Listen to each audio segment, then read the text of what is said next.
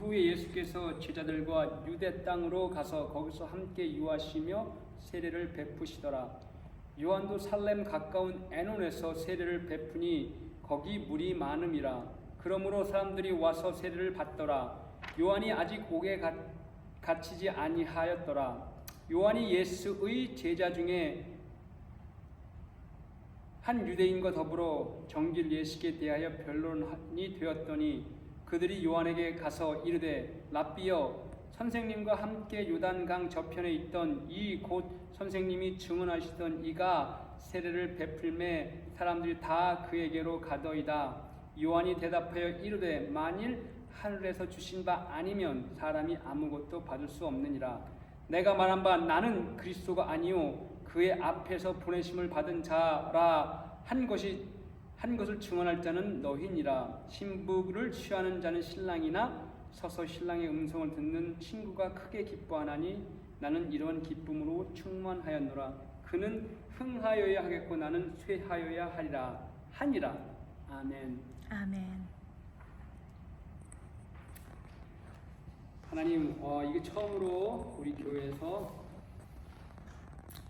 한국어로 예배를 드립니다. 한국어로 설교합니다. 하나님께서 이걸 통해서 듣는 저의 영이나 또 듣는 다른 분의 영도 하나님께 충만한 은혜를 허락해 주실 줄 믿습니다. 감사하며 예수님을 기도합니다. 아멘.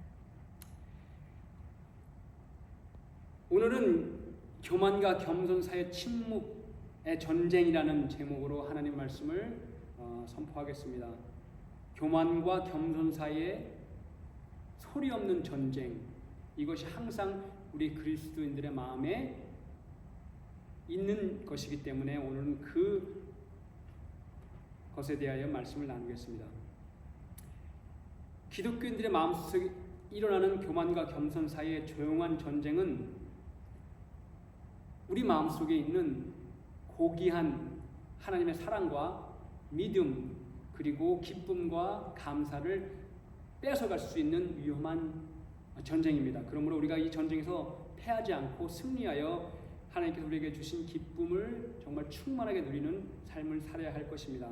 기독교의 가르침에서 교만은 우리의 마음을 약화시키고 우리를 하나님과의 친밀한 관계에서 멀어지게 할 수 있는 해로운 태도로 여겨집니다. 반면 겸손은 하나님 앞에서 또한 사람들 앞에서 그분들을 높이고 그분들을 하나님 앞에서 그분들의 삶을 올려주는 그런 아주 귀한 행동으로 여겨지고 있습니다. 그리스도의 겸손은 나를 낮추는 것이 아니라 다른 사람을 높이는 행동에 초점을 맞추고 있다는 사실을 또한 기억해야 할 것입니다. 동시에 다른 사람들의 단점보다 다른 사람들의 장점을 찾아 칭찬하는 것이 바로 그리스도인의 겸손입니다. 이와 같이 겸손은 다른 사람을 사랑하는 방법이며 우리가 일상생활에서 또한 하나님의 도움을 구하는 방법이기도 합니다. 하나님은 마음이 겸손한 자를 보기 원하시고 하나님은 마음이 겸손한 자의 기도를 응답하여 주시기를 기뻐하시기 때문입니다. 로마서 7장 21절 23절에서 교만과 기독교의 겸손은 항상 우리 마음에서 우리 마음을 차지하기 위해서 서로 싸운다고 분명히 사도 바울은 언급하고 있습니다. 23절에서 보면 그러므로 나는 이 법을 발견하니 곧 선을 행하고자 하나 악이 나와 함께 있음이로다. 내 속은 하나님의 법을 기뻐하되 내 안에서 다른 법이 역사하여 내 마음과 싸워 나를 죄의 법으로 포로되게 만드는 것을 보노라. 오호라 나는 곤고한 자로다 라고 사도 바울은 고백하고 있습니다. 사도 바울은 그리스도인의 마음은 교만과 겸손이 서로 맞서 싸우는 전쟁터와 같다고 말씀하고 있습니다. 왜냐하면 우리 마음은 우리의 영적 삶의 중심이기 때문에 교만한 생각과 겸손한 생각이 항상 싸워 우리 마음을 차지하려고 하기 때문입니다. 이 설교에서 저는 여러분이 정말 생각해야 될 두 가지 중요한 측면을 말씀드리겠습니다. 첫째, 그리스도인의 교만이 실상에서 우리의 실상 생활에서 어떻게 역사하는지 그 모습을 알아야 할 것입니다. 두 번째는 교만함과 겸손이 어떻게 우리 그리스도인의 삶에 또한 신앙의 태도에 영향을 미치는지를 이 시간 함께 살펴보려고 합니다. 요한복음 3장 22절 23절에서 예수님은 성경적 겸손이 어떤 모습인지 보여주고 있습니다. 겸손에 대한 예수님의 모범은 바로 양보의 미덕입니다. 양보의 미덕이 바로 예수님께서 우리에게 말씀하시는 그의 표본입니다.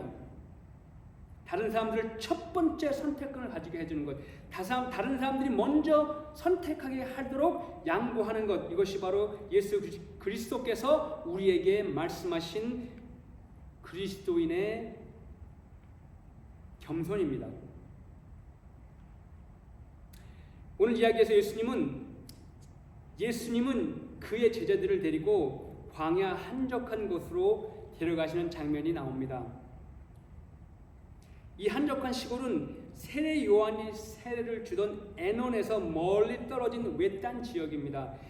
에논은 물의 샘이라는 뜻이 있을 정도로 물이 많아서 세례를 베푸는 곳, 그 미니스트리에 아주 적합한 곳입니다. 그래서 요한은 자기가 그곳을 선택했습니다. 그리고 그것은 많은 사람들에게 너무나 잘 알려진 지역이므로 많은 사람들이 오기에 쉬운 또한 그런 지역이었습니다. 그래서 요한은 그것을 선택했기에 예수께서는 그것을 아시고 요한이 일하는 그곳에서 아주 멀리 떨어진 아주 더 한적한 곳으로 가셔서 그분이 사역을 하셨습니다. 왜냐하면 그분은 요한에게 먼저 좋은 자리에서 그 사역을 할 수 있도록 양보하고 배려하는 것이기 때문입니다. 이것이 바로 예수 그리스도께서 말씀하시는 겸손의 미덕입니다. 다른 사람들에게 먼저 선택권을 주고 그들이 먼저 좋은 곳에서 그들이 원하는 장소에서 그 일을 할 수 있게끔 배려해 주는 것, 이것이 그리스도인의 겸손입니다.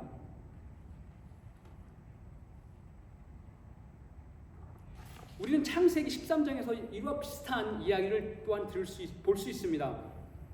아브람과 그의 조카 롯이 한 곳에 모여서 그들이 서로 의지하며 살고 있었는데 어느 날 그들의 소유물이 너무나 커졌어요. 너무나 많아졌습니다. 그래서 더 이상 함께 그들이 살 수가 없는 지경에까지 이뤘습니다. 그래서 어느 날 아브람이 가만히 보니까 롯의 목자들과 아브라함의 목자들이 서로 경쟁하며 싸우는 모습을 보았습니다. 그래서 아브라함은 생각했습니다. 롯에게 말했습니다. 롯아, 이제는 우리가 같이 있을 수 없을 정도로 우리의 소유물이 많아졌다. 그러므로 너는 이제 다른 더 좋은 땅을 찾아서 가라. 만약에 내가 좌측으로 가면 나는 우측으로 갈 것이요, 네가 우측으로 가면 나는 좌측으로 갈 것이다. 그러므로 나는 네가 먼저 좋은 땅을 선택하기를 원한다 라고 말했습니다. 그래서 롯이 선택하기를, 롯은 저쪽 그 평야에 펼쳐진 많은 물이 있고 많은 풀밭이 있는 저 목초지가 있는 정말 양을 치고 염소를 치고 송아지를 치기에 좋은 곳을 발견하고 그곳으로 간다고 말했고 그곳으로 갔습니다. 그래서 아브라함은 그 반대쪽 산지 쪽 풀이 없고 물이 없지만 그를 배려하기 위해서 더 멀리 있는 산지 쪽으로 가게 되었습니다. 그가 그렇게 하나님의 그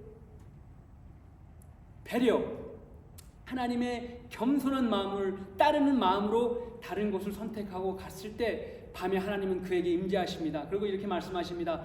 내가 내 말을 따랐고 나를 존중했기에 내가 너와 함께하고 너의 복에 복을 주고 너의 자손을 엄청난 큰 민족을 만들게 하겠다라고 하신 하나님의 말씀을 아브라함이 받게 되는 것입니다. 아브라함은 찬스, 더 좋은 곳을 선택할 수 있는 찬스를 양보함으로써 하나님의 큰 복을 받는 그 복을 소유하게 됐던 것입니다. 그리고 몇 년 후에 어떤 일이 일어난 줄 아십니까?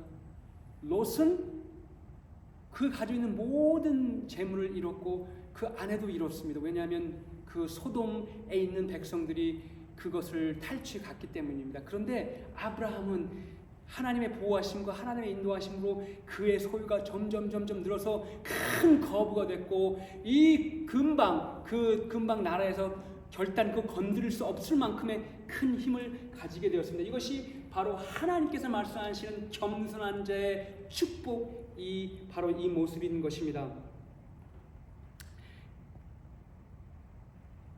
저희 교회 옆에 보면 큰 몰이 있습니다. 이름이 12 Oaks라는 몰이 있습니다. 여러분 가본 적이 있는지 모르겠습니다.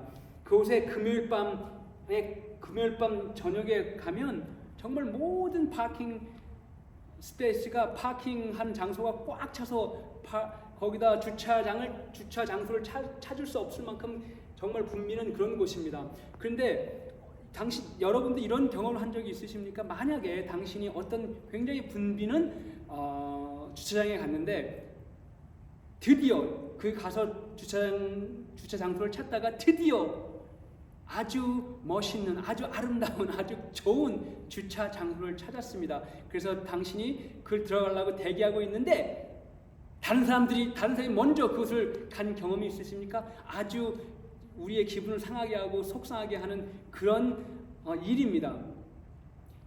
만약에 똑같은 상황을 여러분이 맞았다고 생각해 보십시오. 두 명이 한 주차 공간을 놓고 경쟁하고 있다고 생각해 보십시오. 그 사람은 저 반대편에 있고 나는 여기에 있습니다. 누가 들어갈 야 것입니까? 분명히 한 명은 양보를 해야 합니다. 저는 예전에 이런 적이 있습니다. 그 12 Oaks라는 주차장에 몰에 가서 주차 장소를 찾는데 아무리 돌아도 주차 장소를 찾을 수가 없는 것입니다. 그런데 드디어 저는 정말 좋은 주차 장소를 하나 발견했습니다. 그래서 저는 그 주차장에 들어가려고 대기를 하고 있었습니다. 그런데 제가 알게 된 것은 반대쪽에도 또 한 명이 그것을 보고 있는 것을 발견했습니다. 그래서 저의 선택은 이거였습니다. 먼저 가십시오. 양보였습니다. 그리고 저는 또 주차장을 한 바퀴 더 돌고 장소를 찾아야 되겠다라고 생각했던 것입니다. 그런데 어떤 일이 일어난 줄 아십니까? 제가 주차장을 한 바퀴 돌았을 때 저는 아주 가장 좋은 곳에 있는 주차 장소를 발견했습니다. 바로 그 건물 문 앞에 있는 아주 가장 좋은 장소였습니다. 이것이 바로 양보하는 자에게 하나님이 주시는 복입니다.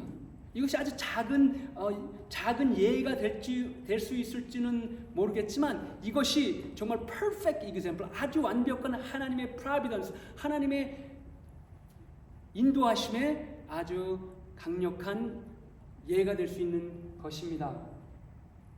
오늘 이야기 속에 보면 두 제자, 요한의 제자와 예수님의 제자 사이에 갈등이 있었던 것으로 보입니다. 그래서 그 요한의 제자가 요한에게 찾아왔습니다. 그리고 물어봤습니다. 선생님 아십니까? 선생님이 저쪽에서 세례를 주었던 그 사람, 선생님이 그 메시아라고 선포했던 그 사람이 다른 쪽에서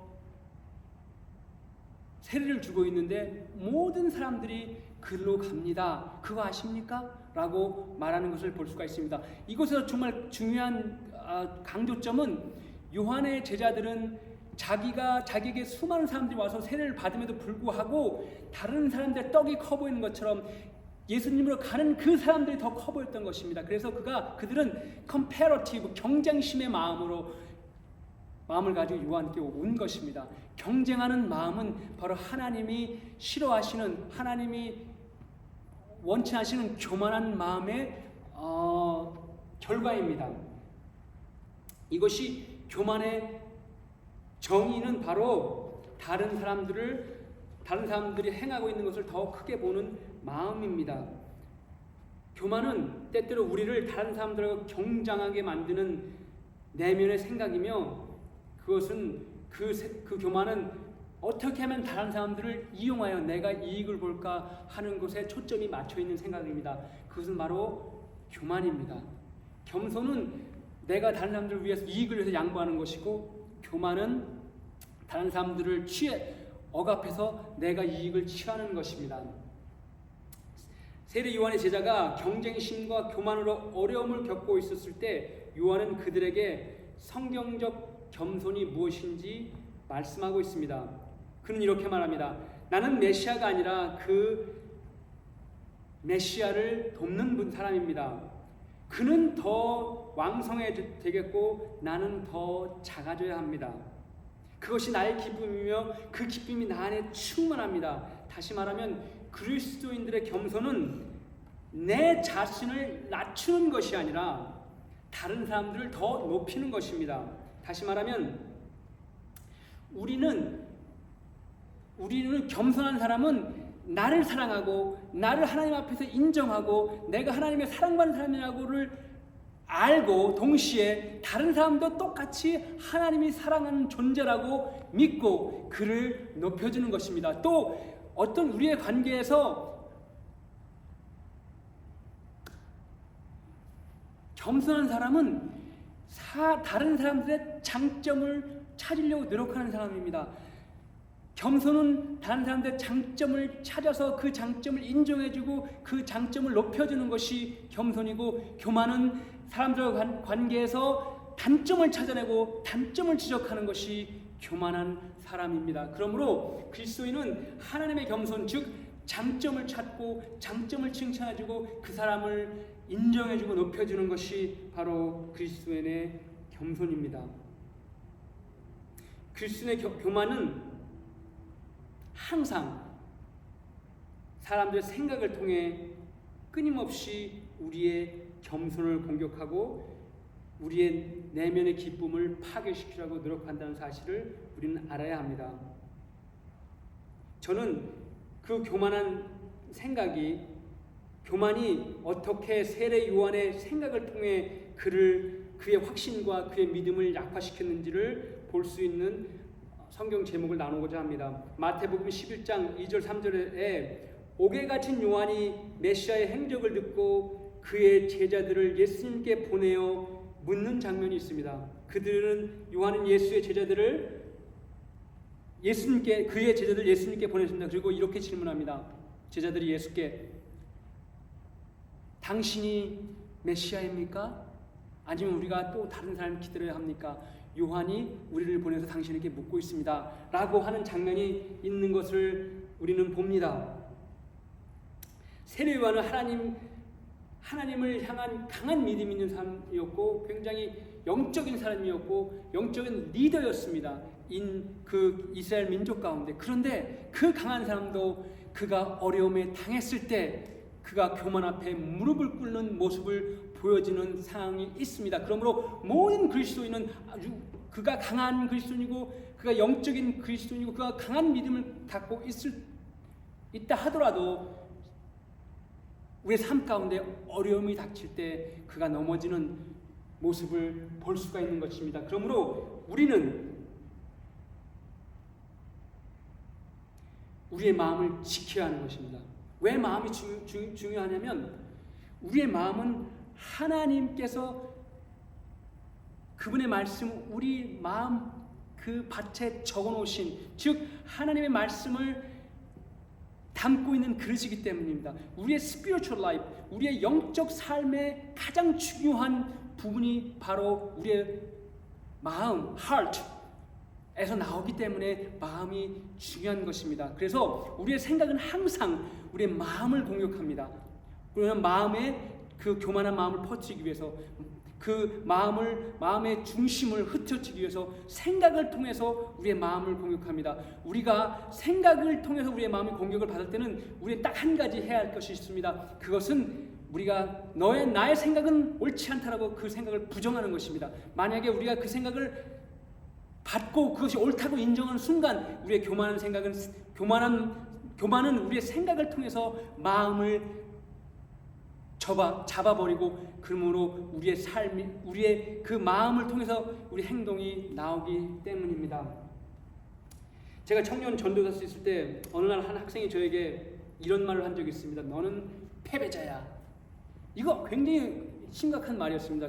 그 시절은. 그때는. 그런데 저는 그때 제 마음은 정말 강했고 믿음이 셌고 막 기도하고 있었던 상황이기 때문에 저는 그것을 충분히 방어할 만큼 강한 믿음이 있었던 시절이었습니다. 그래서 그 너는 패배자라는 그 소리가 제 귀를 통해서 귀를 통해서 생각으로 들어오고 생각을 통해서 마음으로 내려올 때 저는 그것을 거부했습니다. 아니야, 내가 왜 패배자야? 나는 하나님의 자녀고 하나님 나를 승리하게 하실 거야 라고 믿었기 때문에 그 말이 저한테 영향력을 전혀 주지 않았습니다. 그런데 그거 아십니까? 그 말은 다시 1년 후에 저를 똑같은 방법으로 공격했습니다.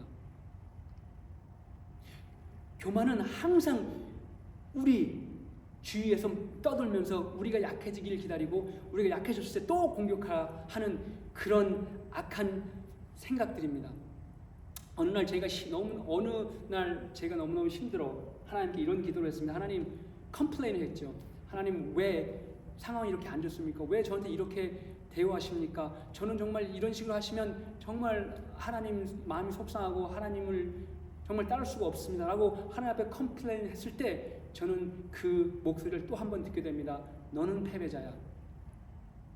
바로 사단의 목소리였죠. 우리의 겸손과 우리의 사랑과 우리의 믿음을 파괴하는 사단의 목소리, 너는 패배자야. 저는 그때 그것을 거부했음에도 불구하고 저는 그걸 받아들였습니다. 그래서 말했습니다. 그래, 나는 패배자구나.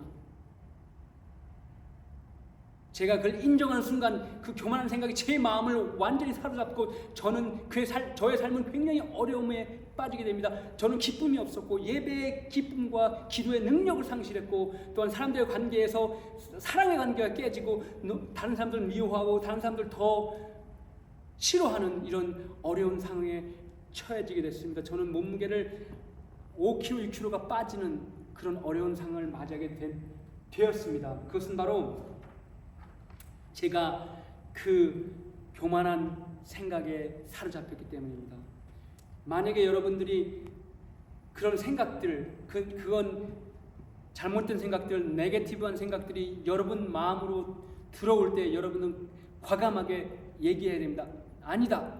나는 하나님의 사람이고 하나님이 나의 복주는 사람이라고 선포해야 합니다. 그 능력이 바로 악한 생각과 교만한 생각을 물리치는 능력이 되기 때문입니다.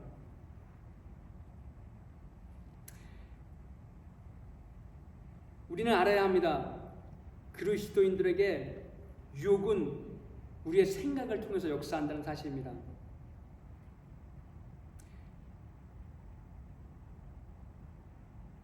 그 유혹은 우리의 생각을 통해서 마음에 작용하고 우리의 믿음과 우리의 삶을 혼란스럽게 하는 것입니다. 중요한 것은 악한 생각, 교만한 생각은 귀를 통해서 생각을 통해서 마음으로 내려온다는 사실입니다. 우리한테 한 가지 이길 수 있는 능력이 있습니다. 그것은 바로 마음을 그들에게 내주지 않는 것입니다. 저는 오늘 두 가지 이 영적 교만, 영적 어려움의 문제를 해결하는 극복할 수 있는 두 가지 성경적 해결책을 말씀드리겠습니다. 첫 번째, 신발을 벗는 것입니다. 신발을 벗는 것의 영적 의미는 경건과 순수한 삶을 위하여 준비하여야 한다는 것입니다. 여러분이 준비하여야 한다는 것입니다. 하나님은 우리를 위해서 거룩한 성전을 예비하셨습니다. 우리는 그 성전으로 나와 우리가 갖고 있는 생각, 옳지 못한 생각, 더러운 생각, 악한 생각을 버려야 한다는 것입니다. 우리의 모세의 이야기를 다 아실 겁니다. 하나님이 떨기나무 아래서 역사하시고 모세를 부르셨습니다. 모세야, 이리 와라. 나를 만나자. 그때 모세가 하나님께 왔습니다. 그 거룩한 지역에. 그래서 하나님이 이렇게 말씀하셨습니다. 모세야, 이곳은 거룩한 곳이니 너의 신발을 벗으라. 하나님의 거룩한 곳에 왔으니 너의 생각을 버려버리라는 것입니다. 하나님의 생각을 따르라는 것입니다. 하나님을 의지하고 하나님께 맡기라는 것입니다. 여러분의 생각과 여러분의 마음과 여러분의 고민과 여러분의 어려움을 버리시길 바랍니다. 이것이 바로 우리가 유혹을 이기는 첫 번째 방법입니다. 두 번째 방법은 우리의 짐을 예수께 내려놓는 것입니다. 당신의 짐을 벗어버리십시오. 예수께서 이렇게 말씀하십니다. 누구라도 무겁고 어려운 짐진 자들아, 어렵고 무거운 짐진 자들아, 다 내게로 오라. 내가 너희를 쉬게 하리라. 예수께 오십시오. 여러분 무거운 짐이 있습니까? 지고 오십시오. 여러분 어려운 상황이 있습니까? 그 어려운 상황을 갖고 오십시오. 여러분 생각해, 여러분이 옳지 못하고 여러분이 깨끗하지 못하고 생각하십니까? 그 깨끗하지 못한 것 갖고 오십시오. 이곳에. 그리고 그것을 예수 앞에 내려놓으십시오. 그리고 말씀하십시오. 기도하십시오. 예수님, 저는 옳지 못하고 온전하지 못하고 깨끗하지 못하며 완전하지 못합니다. 그래서 하나님, 나가 이것을 주님 앞에 내려놓습니다. 제발 주님께서 가져가십시오. 그것을 하나님 내게서 떨어뜨려 주십시오. 그리고 저에게 평화를 주십시오. 라고 기도하는 것입니다. Take up your burden. 어디에서 burden을 내려놓을까요? 예수 그리스도 앞에서. 예수 그리스도 앞으로 나오십시오. 그것이 우리가 교만한 생각과 네게티브한 생각과 부정적인 생각과 모든 것을 이길 수 있는 능력이 되기 때문입니다. 두 가지. Take up your shoes. Take up your negative thought. 벗어버리십시오. 두 번째, 또한 무거운 짐을 갖고 예수께 오십시오. 그러면 그분이 여러분에게 안식을 주실 것입니다. 이것이 예수 그리스도의 약속이며 이것은 절대로 결단코 없어지지 않는, 사라지지 않는 영원한 약속의 말씀입니다. 하나님께서 우리에게 복 주실 줄 믿습니다. 함께 기도하십니다. 하나님 아버지, 무거운 짐과 어려운 삶을, 어려운 생각과 무거운 마음과 몸을 가지고 주님 앞에 나옵니다. 하나님께서 저의 삶을 온전케 하시고 저의 짐과 문제들을 해결해 주시기를 간절히 간구하며 나옵니다. 긍휼히 여겨 주시옵시고 우리를 모든 죄악에서, 모든 어려운 짐에서 해방시켜 주시옵소서. 감사하며 예수님 이름으로 기도합니다. 아멘. 오 신실하신주, 오 신실하신주, 날마다 자비를 베푸시며 일용할 모든 것 내려주시니 오 신실하신 주 나의 구주 봄철과 또 여름 가을과 겨울 해와 달 별들도 다 주의 것 만물이 주 영광 드러내도다.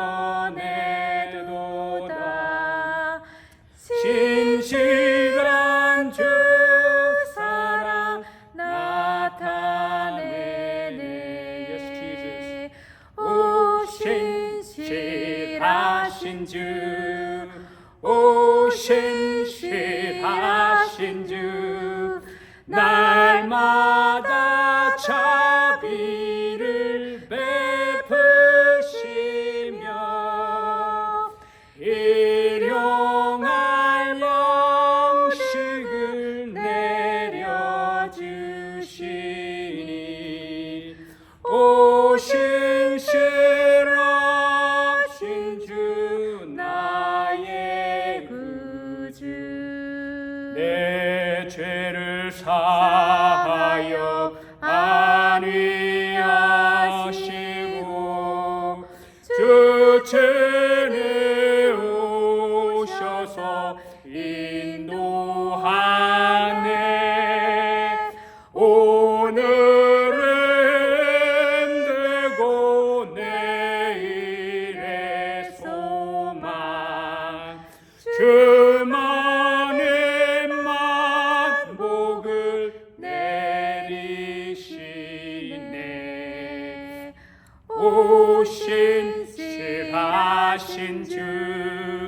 오 신실하신 주 날마다 자비를 베푸시며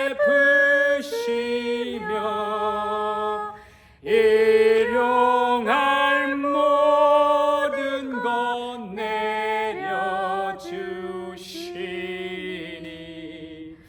오 신실하신 주 나의 그 주. God bless you. 하나님께서 당신에게 복을 주시기 원하십니다. 당신에게 항상 함께 하시기 원하십니다. 당신을 항상 보호해 주시기 원하십니다. 하나님이 당신과 함께 하십니다. 가서 만복을 누리시기를 예수 그리스도의 이름으로 축원합니다. 아멘.